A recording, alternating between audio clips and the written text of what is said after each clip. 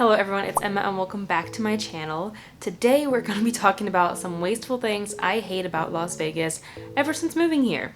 A few disclaimers. First, I'm moving from Japan, which is a relatively clean and eco-friendly country. My judgment's going to be a little bit skewed since I'm coming from Japan and not necessarily another part of the United States, though I did grow up in the rural Midwest, so I'm gonna kind of be using some of that experience as well to judge these things. And second, I've only been living here for about a month, so these are just kind of initial thoughts about the wastefulness of Las Vegas. There are some eco-friendly things about this city that I'm gonna be talking about in a future video, but for now, we're gonna be talking about some wasteful things that I've observed since moving here. So this little series, I guess at this point it's a series, started when I was living in Japan. I made two videos, wasteful things I hate about Japan and then eco-friendly things Japan gets right. Both will be linked above and below if you want to check those out. So I figured I'm just gonna keep this trend going wherever I end up moving, wherever this life takes me. Do these observations wherever I go. With all that out of the way, if I talk too fast for you, you can just speed up the video using the gear icon right here, and let's just go. So the very first thing that I noticed, especially after coming from Japan, is there is no public transportation, or it's not accessible. There are a few buses, I've seen them around, but I've honestly not seen a single bus stop. Even if I wanted to take the bus, I don't even know where I would get on or get off. But I say this was the first thing I noticed because Japan is so public transportation friendly. Their cities were built around public transportation and not around cars. I know a lot of countries are moving toward that, but that's really not a thing in the United States. There are cross-country trains and like cities themselves have buses and everything, but it's not great, which means pretty much everyone has a car. And wasteful thing number two that I've noticed is that pretty much every single American owns a car of driving age, and almost nobody carpools. I'm able to observe this in Las Vegas because all of the highways have a high occupancy vehicle lane, which is only 2 or more people in the car. And I rarely see cars in there because nobody carpools. And I mean, I'm gonna admit I'm still that person right now. I don't carpool, but there are a few people that live in my neighborhood, so I want to try to get something going for my workplace.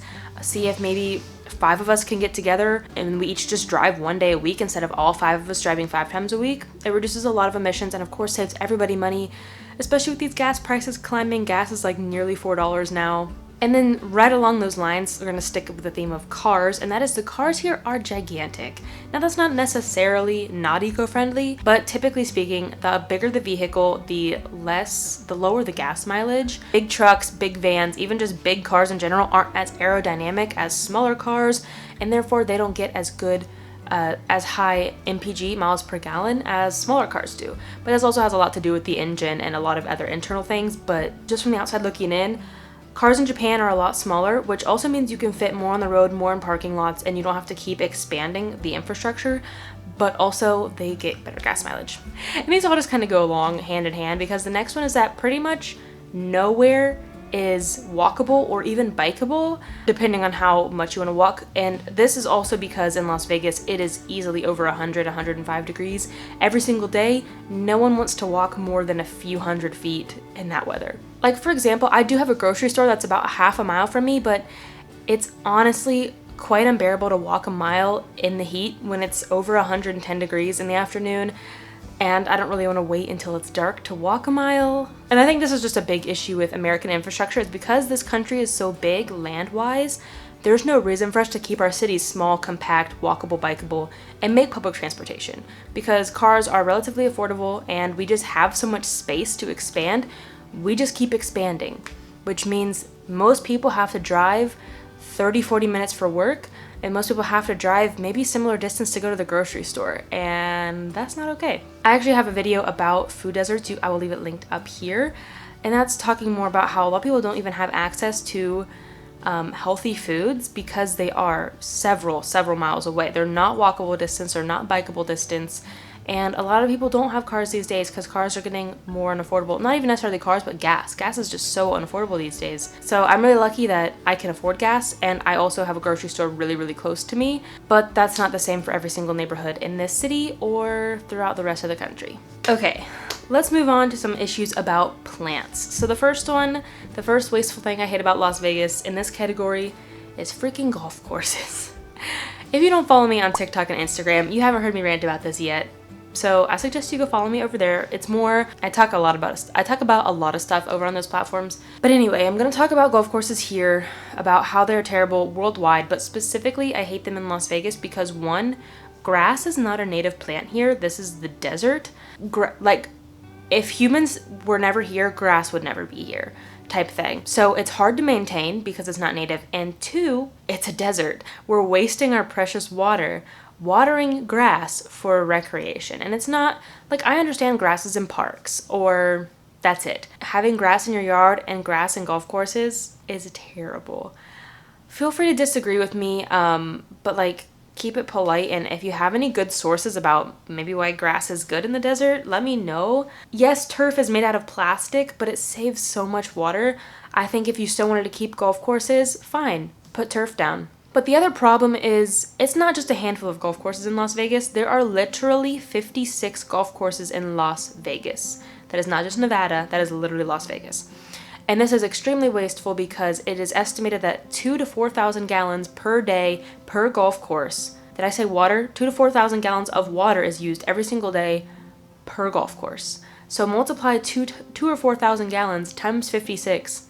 That's how many gallons are used every single day in Las Vegas alone for golf. I get it. Like in Okinawa, there are golf courses which still have a plethora of issues when it comes to biodiversity, but it rains in Okinawa. No one had to water the grass, take our valuable water and put it on grass just so people can hit golf balls. You know, it's a lot different out here in the desert where, especially now, we're in a 22-year-long drought here in the desert. Our one reservoir, Lake Mead, is at 36% capacity. Residents are getting restricted on what we can water, when we can water, but golf courses are still allowed to water willy-nilly.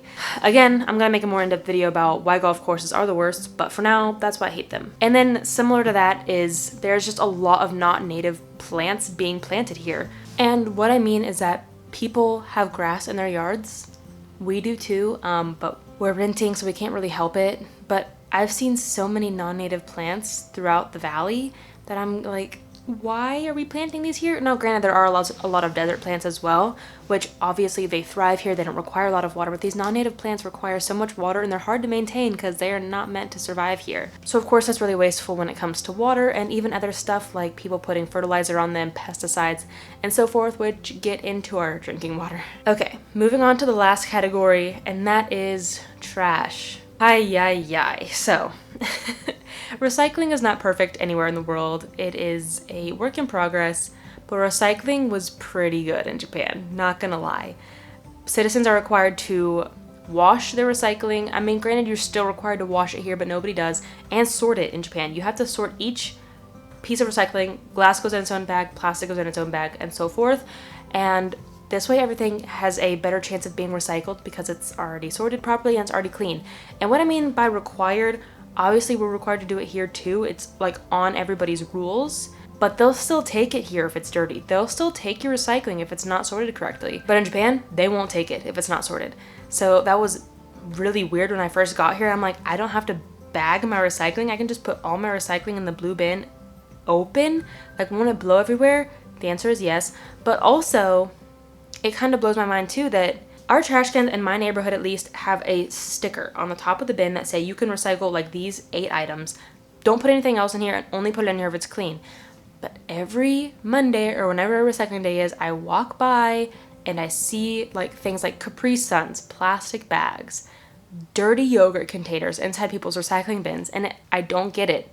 They make it easy. They lay out the rules right there on top of our bin and people still can't recycle correctly.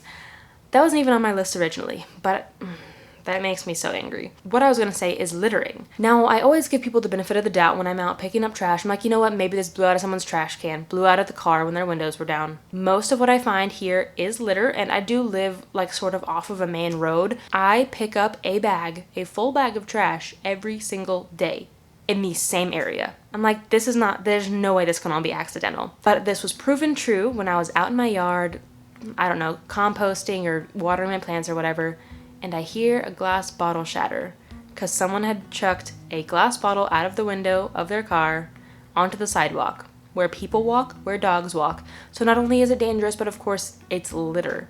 People are literally throwing trash out their window. And honestly, if you've ever littered, I promise I won't judge you, especially if you've changed, but I really want to know what goes through someone's mind when they're littering. Like, ever since I was young, I've never had the inclination to just throw trash out the window of my car. So I really just want to understand why people do it. Do they think that it's going to decompose? Do they think that that doesn't harm the environment and therefore themselves? Like, I know Americans are selfish, but how can you be that selfish to litter? Because that still affects you. Anyway, the last one in this category is there's not very many public trash cans. There are definitely more than in Japan. I literally have seen 3 in Japan. I can count them. Here in Vegas, what I'm noticing is the trash cans are in parks, which is still great, or rich neighborhoods. We had to stay at a hotel for a few days before we moved into our house. It was in a really nice neighborhood, trash cans everywhere. But here, I'm not, like, I live in a middle class neighborhood, but there's still no trash cans.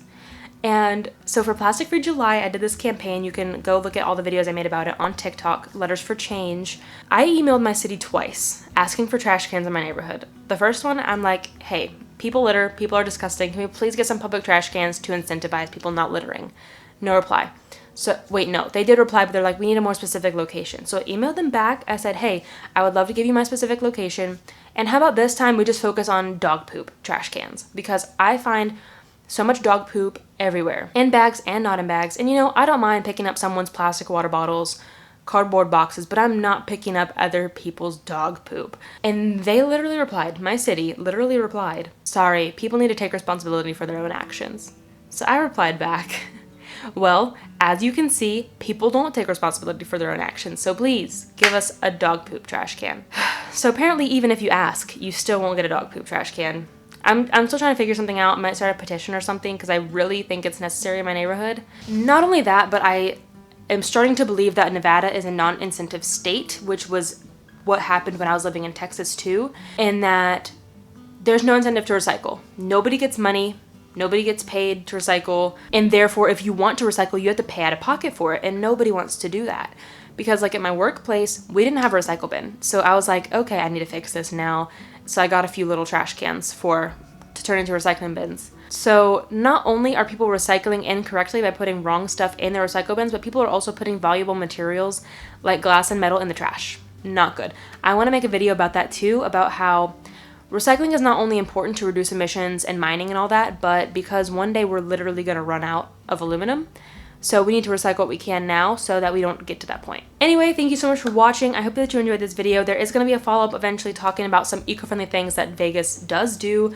Things like there's a lot of EVs around here. That's it. Apparently that's all I can think of. Oh, there's a lot of solar panels out here too. Like there are a lot of things that Vegas is doing, like getting to be more eco-friendly, but they're not quite there yet. So I'm going to talk about that in the future. I have a lot planned for the future. So I hope that you stay tuned. If you're new here, don't forget to hit subscribe. I talk about all sorts of things zero waste, focusing on free, easy, and fun ways to live low waste and free, easy, and fun ways to be an activist. That's kind of new here. So I hope that you like that and stay tuned for future videos. Don't forget to give this video a thumbs up if you did like it, and let me know some wasteful things about where you live. Like I said, I haven't lived in the United States for 3 years, so this is all kind of a bit of a culture shock to me, but it's also really sad, but also feels like now that I've lived in a country where like recycling was pretty good and public transportation was like top notch, I feel really empowered to try to get some of that stuff started here. So if any of you live in Vegas and you want to help me with this stuff, definitely reach out to me on Instagram. I'd love to work together to get some of these things moving. But that's all for now. Again, I appreciate your time. Thank you so much for watching, and until next time, remember that the small changes you make have a big impact in the long run. Bye guys. Because like if you think, whoa, these all kind of link together because the next one is that, because, yeah, we'll just leave it at that. Because, yeah.